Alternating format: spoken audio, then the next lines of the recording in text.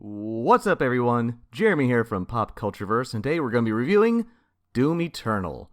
Is this blood-soaked sequel a hell of a good time, or damned for all eternity? Let's find out.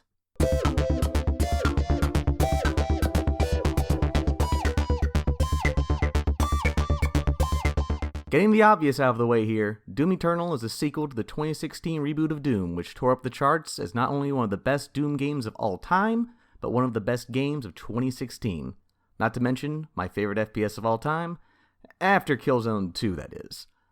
In it, you don the cursed armor of the Doomslayer, a faceless soldier angrily fighting the denizens of hell as the embodiment of rage itself, with only one goal in mind: brutally murder every demonic denizen that foolishly gets in your way and make hell itself fear you.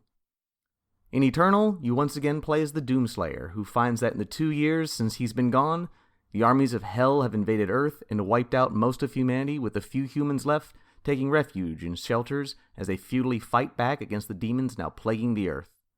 Doomguy arrives, however, and takes it directly to the demons as he hunts down the High Priests of Hell, before taking on Khan Maker, an angelic being sacrificing Earth so that her own realm, Urdok, may continue to exist. There's more to the story here, but I don't want to get too deep into it and spoil anything for you, as the various payoffs are both brutal and satisfying. Gameplay-wise, everything that made Doom 2016 so fast, frantic, and bone-crunching is back. The Doomslayer's arsenal is expanded upon, with new weapons and mods that give you more ways to shoot, explode, and dismember every demon in sight. Some new weapons include the Meat Hook, an attachment for your shotgun that acts as both a grappling hook that allows you to traverse the environment, and to close the distance between you and an enemy. There's also the Flame Belch, a shoulder-mounted flamethrower that douses enemies in fire, causing burn damage, also making them drop armor power-ups.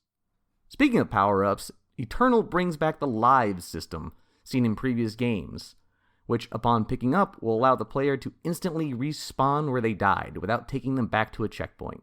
This is a greatly welcomed addition that alleviates the headache of dying mid-fight and having to complete a large portion of the level just because of a dumb mistake. On that note, falling in pits no longer instantly kills you, and now only takes away a small portion of armor or life if you miss a jump. I cannot tell you how much it frustrated me to have to redo an entire section of Doom 2016 just because I missed a jump. It always felt overly punishing for what seemed like such a trivial mistake in a game where platforming is secondary. The Doomslayer himself is also much more agile this go-around, with new abilities like a dash, wall climbing, and the ability to swing from low-hanging pipes that allow you to use the environment to pull off spectacular feats, such as swinging over a pack of demons, dropping a grenade while landing on an enemy below you, crushing his skull with your bare hands while the enemies behind you explode in a fiery mess of blood, limbs, and bones. Now, with all this said, there are a few nitpicks I had that did dampen the experience for me a bit. One of my biggest complaints of the previous installment was that the text was very tiny and was impossible to read from the comfort of my couch, causing me to skip over much of the lore and story found in journal entries and enemy descriptions. While the text has thankfully been enlarged to be much more readable, the in-game tutorials and on-screen prompts are still much too small, causing me to have to get closer to the screen just to read it. Perhaps in the PC version you can adjust the font size, but for us console peasants, it's definitely a nuisance. I also found a few times where the platforming just feels a little off. There were a few times where I jumped to a climbable wall, only to have the prompt to grab on not pop up, causing me to fall into a pit and take damage. Also, I don't know if it's just me, but I felt as though I run out of ammo much faster in Eternal, forcing me to have to waste valuable gas tearing open the closest enemy with my chainsaw just to get ammo refilled. But when you run out of ammo and gas mid-battle, you're screwed, because your melee doesn't do enough damage to actually kill enemies, and seems it's only there just to finish off stunned enemies for a health pickup.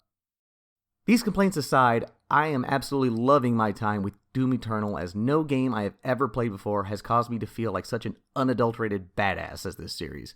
Glory kills never get old. The wide variety of ways to slaughter and destroy your enemies keeps the game from ever getting stale, and the ability to find unlockable game mods like infinite ammo and infinite lives allows for replay that will surely keep me coming back again and again to satiate my bloodlust. I cannot recommend Doom Eternal enough. I give it a 9 out of 10, and it definitely pops. That's all for this review, but I want to hear what you think. Did this game live up to your expectations, or did it leave you wanting? Be sure to comment below, like and subscribe, and remember, rip and tear until it is done.